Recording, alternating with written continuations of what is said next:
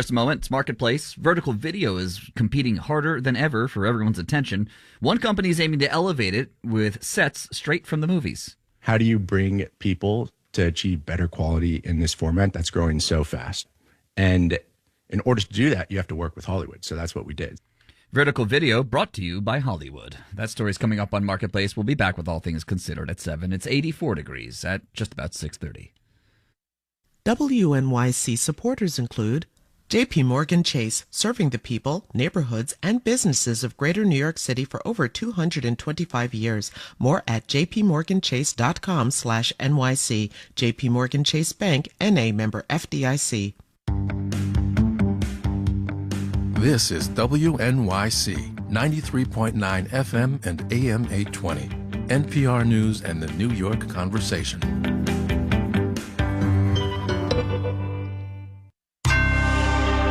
Marketplace is supported by Progressive Insurance, helping eligible first-time home buyers with down payment assistance. Learn more about Up Payment at progressive.com/openthehouse. It's bonds again today, gang. We didn't wanna, but we kinda gotta. From American Public Media, this is Marketplace.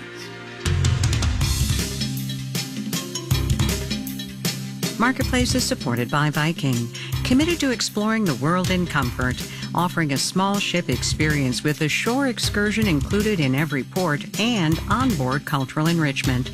Discover more at Viking.com.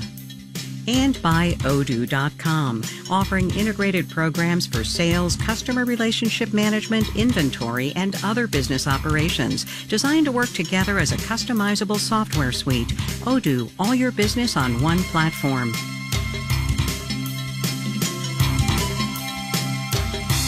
In Los Angeles, I'm Kai Ryssdal. It is Wednesday today, the 19th of August. Good as it always is to have you along, everybody. So, true story. We were going to take a day off from the bond market today. Can't go to that well too many times, you know. But then the Treasury Department changed our minds when it decided this morning, you know what? Those yields on the 30-year bond are a little too high for our liking. So we've brought Robin Brooks back again. He's a senior fellow at the Brookings Institution. Hi, Robin. Great to be with you, Kai. Okay, layman's terms, please. What did Treasury do this morning? So Treasury buyback is basically announcing that you're going to buy literally long-term Treasury bonds back. And remember, Kai, that yields, which is basically the interest rate on bonds, moves inversely with prices. So when you buy something back, the price goes up and the yield goes down. So this is something the Treasury announced because basically the pain threshold for yields going up was crossed. Do you think that Secretary Bessent has solved the underlying problem that you and I discussed yesterday? So the problem is fiscal policy, right? We have deficits that in a non-crisis period, we don't have COVID, we don't have the pandemic. We have a deficit of 7% of GDP, give or take. And if you want yields to come down sustainably, then that is what you need to rein in. I would call what we're doing now, this buyback, I would call it financial engineering. It is really shuffling the deck chairs. There will come a time then, one might infer, that the markets are going to, wise up, as it were, and do with yields what they will. Totally, Kai. In fact, markets today are doing very much that. The dollar is tumbling and gold is going through the roof. Gold and precious metals across the board are up 4 or 5%. Bitcoin is up 6%. So remember, Kai, last year, this time, the debasement trade that was all about precious metals got going. We had crazy rallies in precious metals across the board. That's what the market is trading. And it is basically trading debasement and fiscal dysfunction. All right. For the non-financial types among us, debasement trade in 30 seconds, please. What is that? It is basically markets saying, hey, wait a minute, fiscal policy is out of control. The government is unable to get on top of this. It is going to print money to inflate away the value of debt. And so the market buys safe havens, of which precious metals are one expression. I really, really, really don't want to be alarmist here, because you can see how people would be hearing you and me talk, and many others, right, in the financial press about this. Yesterday, you were about a 6 or 7 in terms of how worried you were about this. It's a reminder of, I guess it was Hemingway who said, you go broke slowly and then all at once. I mean, the bond markets have decided in relatively quick order that they're not happy. Right. And so calm things down a little bit and tell me that there's hope out there that this is going to get taken care of and not get worse. So I'd say 2 things. If I were Secretary Bessent and I looked at what happened in the bond market versus what happened in the dollar and what happened in gold, I would be pretty unhappy that this bang for the buck got me the 30-year Treasury yield going only from 5.3 to 5.2. But the dollar is tumbling. This is not a good trade-off. We know Secretary Bessent likes a weak dollar, though, right? Yeah, the thing with the weak dollar is it's tricky, right? You want it to go down, but you don't want it to tumble because that's bad for reserve currency status. And in the end, we need foreigners to invest in the United States. We have a big current account deficit. So you want to tread that line very carefully. Japan is a warning sign that if you fiddle too much with your yields, and we talked about this yesterday, Kai, then your currency can really go into a depreciation spiral. The U.S. doesn't want that. Right. Reasonably quickly, 45 seconds. What do you suppose Chairman Warsh is thinking right now? Because we're moving sort of to the short end of the curve, as we talked about yesterday. I mean, ideally, I would say, in the big scheme of things, we're talking in these buybacks, a couple billion of dollars. Yeah. Versus the outstanding debt in the Treasury markets, which is trillions. So my guess is that Warsh is going to ignore all this and focus on inflation and growth. So I think he'll let this be a sideshow. Should he? I'm not sure he should. Maybe he'll talk about it at Jackson Hole in a couple of weeks. Robin Brooks at the Brookings Institution helping us out with the bond market once again. Robin, thanks a bunch. Thanks for having me back. See ya. Wall Street halfway through this week, traders looked around, decided things aren't all bad, and traded accordingly. We will have the details when we do the numbers.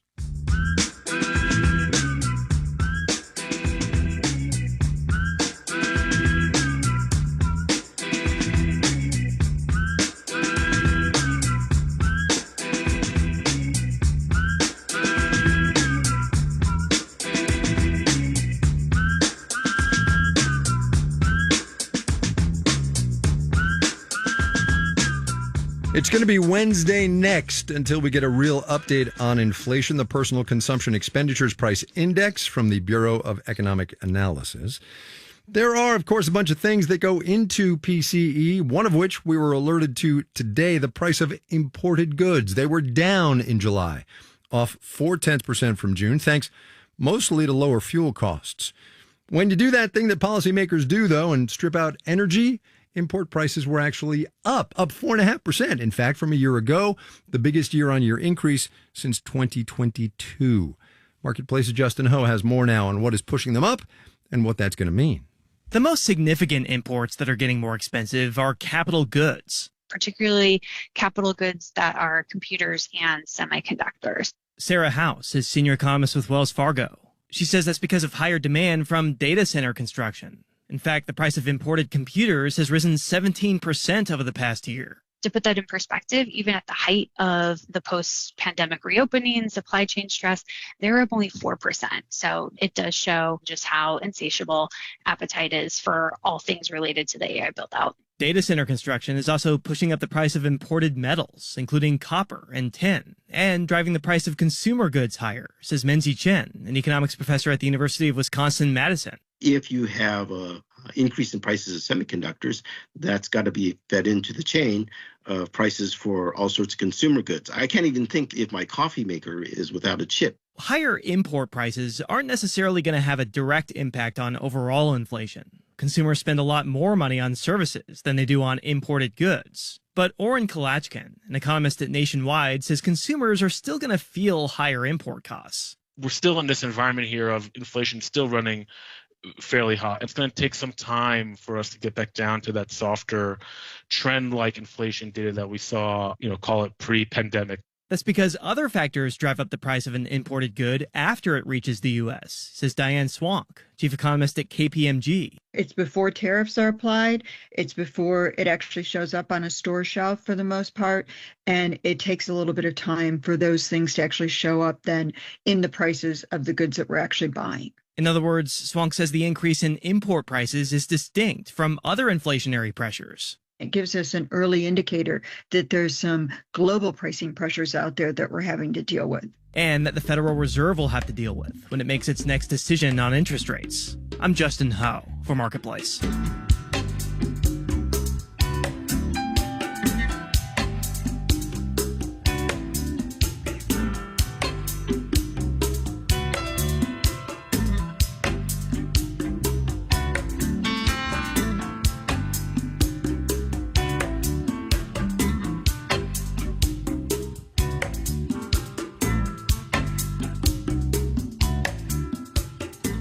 Stop me if you've heard this one before. President Trump has put a hold on a big batch of tariffs that he had threatened.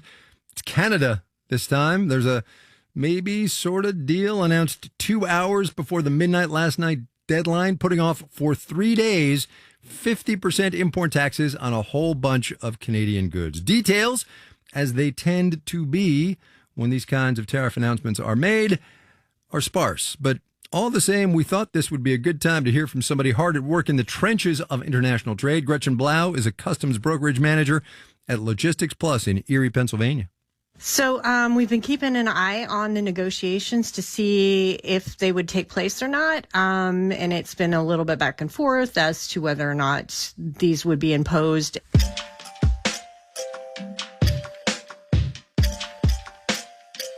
We have quite a few customers that import auto parts from Canada, so that was of concern. Even in the local area here, we're near a border crossing. We're about 2 hours away from Buffalo. We have a lot of customers that do a lot of business back and forth across the border, so they were expediting shipments because, of course, the extra freight would be far less than 50% tariffs. I wasn't really surprised to see the can get kicked down the road because we've seen this in the past. In fact, last year there were tariffs imposed on Canada and Mexico that lasted 3 days and then they were rescinded. It's getting to be like, okay, yeah, this got pushed off again. The timing is different than we were told again.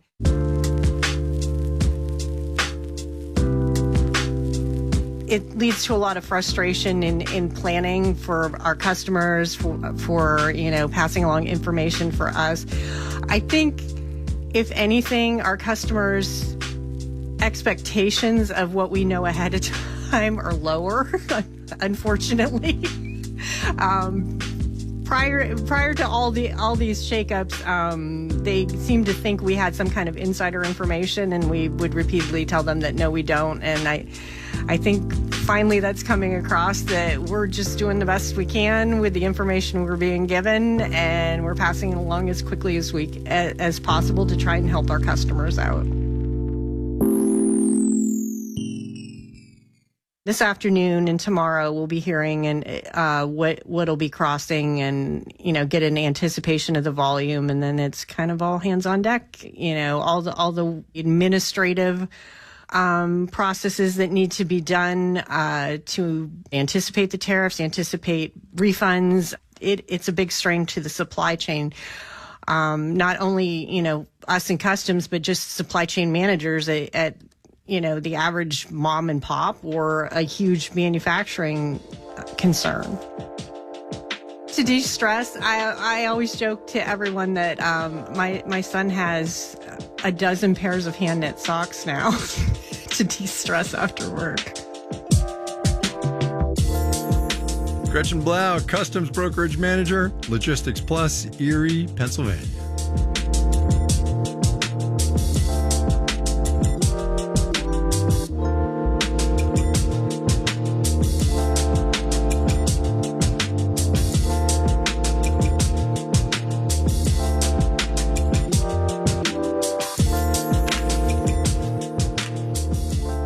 Coming up. Scrollable, vertical, no more than 2 or 3 minutes, about as much as your attention span. 2 minutes here, 3 minutes there. Where does the day go? First, though, let's do the numbers. Dow Industrial's up 119 points on the day, 0.2%, 53,463. The NASDAQ gained 41 points, that is 0.2%, 26,331. S&P 500 up 16 points, also 0.2%, 7707. TJX Companies, parent of TJ Maxx and Home Goods and Marshalls, they raised their full-year profit forecast today. TJX plunged 4 2/10% because capitalism, that's the way it works. Competitor Burlington Stores increased 0.2% on the day. Justin was talking about prices for imported goods. Manufacturers often use raw parts that are imported. Caterpillar, maker of agriculture and construction equipment, slumped 2 9/10% on the day. You are listening to Marketplace. Marketplace is supported by Solidigm, offering solid-state storage solutions optimized for AI with higher capacities, greater speed, and energy efficiency. Solidigm, AI data infrastructure built on a solid foundation. Learn more at storageforai.com.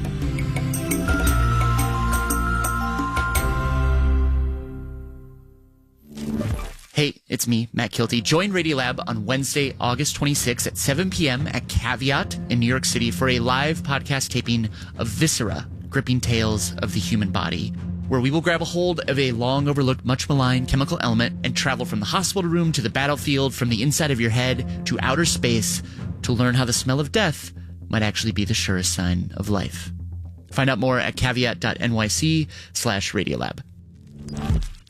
WNYC is a media partner of BRIC Celebrate Brooklyn, a music and performing arts festival now in its 47th year, featuring Common, Liz Phair, Slater Kinney, Sasha Velour, and more, now through September in Prospect Park, bricartsmedia.org.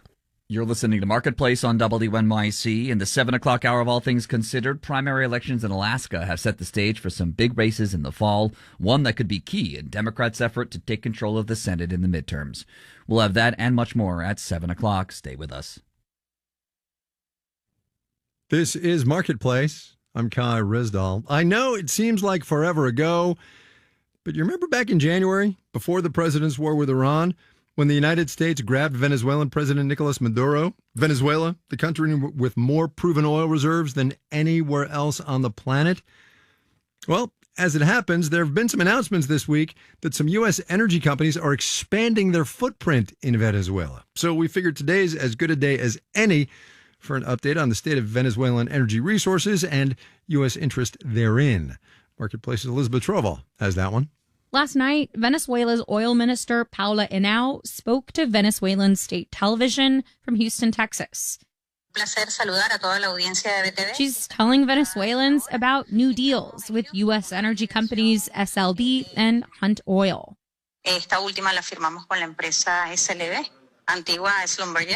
She also told Venezuelans U.S. companies want to invest in Venezuela. But Bob Fricklin with S&P Global Energy says the country still has a lot of work to do. Venezuela is on a sort of cautious recovery period. He says the country has ramped up its oil production, a lot of which is getting refined in the U.S., but production is still just around 1.2 million barrels a day. It's a long ways out to get back to 2 million barrels a day. There's a lot of money that needs to go. There's a lot of work that happens. We're talking the 2030s and many billions of dollars. For now, David Goldwyn with Goldwyn Global Strategies says investments are more modest and coming from independent companies, and that the big players are watching and waiting as the country reforms its energy sector. You just don't know if you're going to get nationalized. You don't know if your deal's going to hold. You don't know if the country's going to implode, and you don't know if the U.S. is going to reimpose sanctions. But what these companies do know is that there's no resource in the world that's quite like Venezuela's, because getting oil out of the ground there is such a sure thing. There are not that many places in the world where you can find large, long-lived resources where you don't have any geologic risk. Venezuela is that country. You know you're going to get the resources out, and you pretty much know what it costs to put them in shape to export. You just have to manage the political risk above ground. I'm Elizabeth Troval for Marketplace.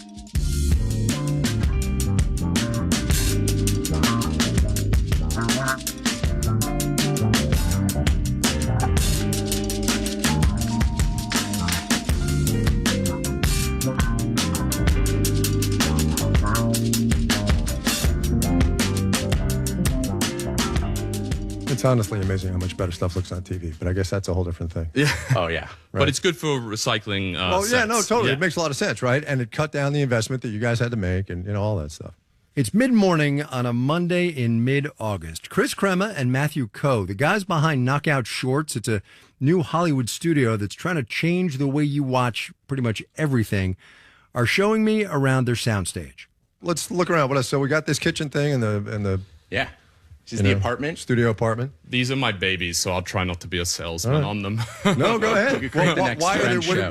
what is it about having a standing set that did it for you guys? Oh, wait, there's a courtroom? Yeah. Yeah. You can't handle the truth. So Sorry, I just watched for this, it's like, why couldn't you have, like a Judge Judy in the vertical space using this courtroom? Quick 2 minutes, small don't claims. lean on that. It's not a solid foundation. Whoops. Judge Judy in the vertical space, Yeah. really? Yeah. 2 minute small claims. Look, that could work. We're at the new sets Knockout has built at Sunset Las Palmas Studios here in Los Angeles. Sets built specifically for vertical format filming. Knockout Shorts makes micro dramas, kind of like TV shows for your phone. Episodes are maybe a minute and a half or 2 minutes long. A series runs anywhere from 50 to 80 episodes. And in the year it's been around, Knockout has produced 10 shows so far, and they're hoping to ramp up production this year thanks to these very sets. Here's the thing about these sets, right? These are now standing sets, I understand? Yes. So why is that special, and what does that say about you guys as a company? Yeah, so just to make standing sets as simple as possible, standing sets means that this will not move. No one will take it down. It will basically live here permanently in this setup. Production designers and teams can come in. If they want to paint the walls, if they want to add stuff, that's great. But at the end of it, they have to reset it back. So basically, in theory, someone could come the next day. They may look like traditional Hollywood sets, but standing sets are plug and play. They're fully furnished, rigged with lighting, everything. Crews can just come in and start shooting. So then we come into this bar It's like a little set. maze, man. I know. It's fun. Oh, there we go. Yeah. Yeah. Little bar set. This will also be a coffee Bar, shop. coffee shop, right? Just Be depends a on what you want to do with it. Yeah. That's something about vertical video and low budget filmmaking in general. You want to be able to kind of like, especially vertical because the frame's narrow, you can make a space if you're smart Right, about it. whatever you want. Feels like 3 different Totally. locations. Yeah. Totally. Like we could shoot a scene over there and then turn the camera around and have a different location and shoot it here Right. like he's a coffee Right, shop totally different barista. thing. Yeah.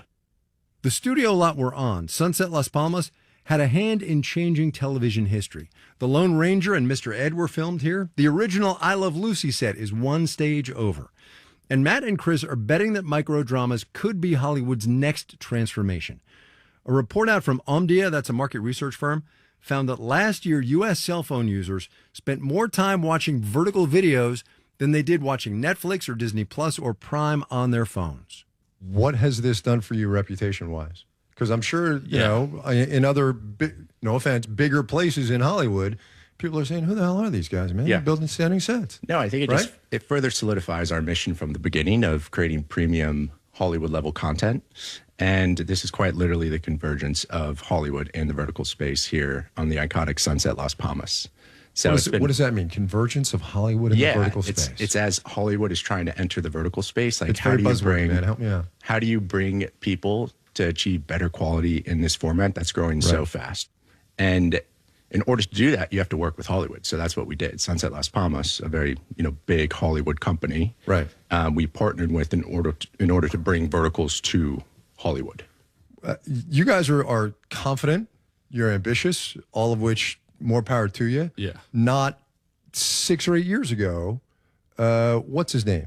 Jeffrey Katzenberg. Katzenberg and Meg Whitman spent like $2 billion and went zero in this space. Yeah. We haven't spent $2 billion. That's one. And two, I think that I think Quibi might have got a little bit unlucky as well with COVID, to be honest with you. But they were 2018-19, right? I mean, yeah, but then they launched 2019 and then COVID happens and everyone's inside, everyone's watching Netflix. Having nothing to do but watch their phones. Yeah. Hello, could have been. But I'll tell you how it started in Asia. In Asia, it started with everyone commuting to work and wanting something to watch. Microdramas are a huge business in China. Last year, microdrama revenue beat the $7.5 billion Chinese movie box office. Big credit to all the Chinese companies that started it. What they realized is we need to match the model that everyone has been watching for 10 years, which is scrollable, vertical, no more than 2 or 3 minutes, about as much as your attention span. Yeah. And Quibi, I think, was 10-minute episodes. And obviously, the budgets were much higher than the budgets we work with. So it's kind of a business about scale. Knockout has a budget of about $250,000 per series, which is, yes, peanuts in Hollywood. But microdramas are low budget because they have to be. They don't have money coming back until after people have watched it, and that's if they watch it at all, because it's a per-view business model.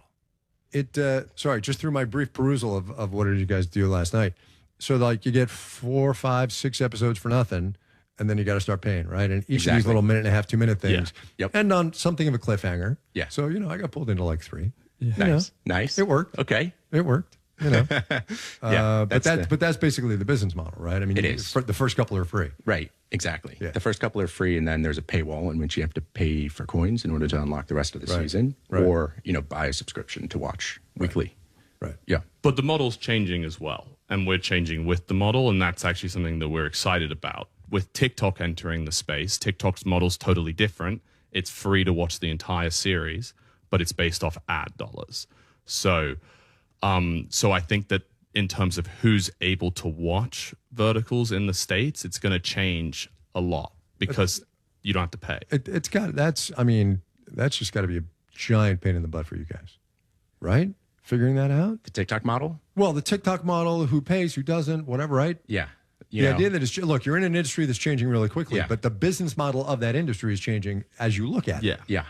Our legal column is pretty steep. Yeah, I bet. Like transparency is very important for us as an independent studio. So, we've gotten to a place where we're setting the precedent on what that looks like for independent producers who want to make something, sell it to a platform who may or may not, share data. Which is a big key factor.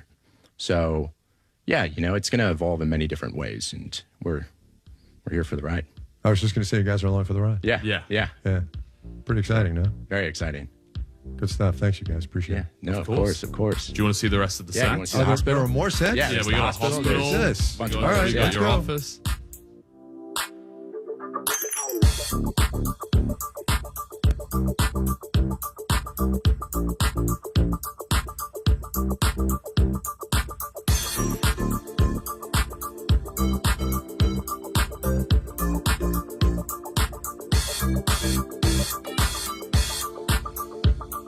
Marketplace is supported by Bitwarden Password Manager. From first jobs to buying a first home, Bitwarden is built to help enable life transitions with secure and easy access to logins across all accounts and devices. Bitwarden.com.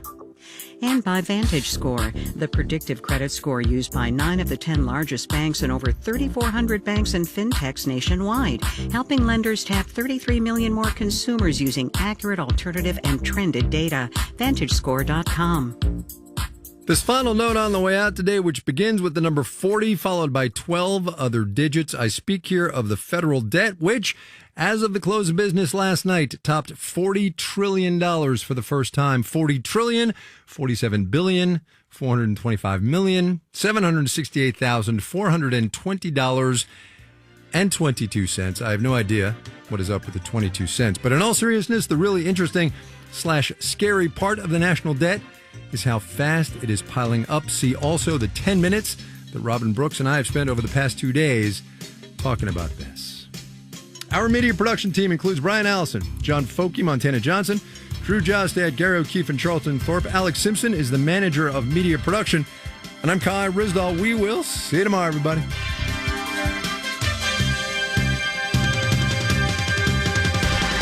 This is APM. WNYC receives support from the New York Community Trust. Listeners can make their generosity live on through their wills with the New York Community Trust. More information at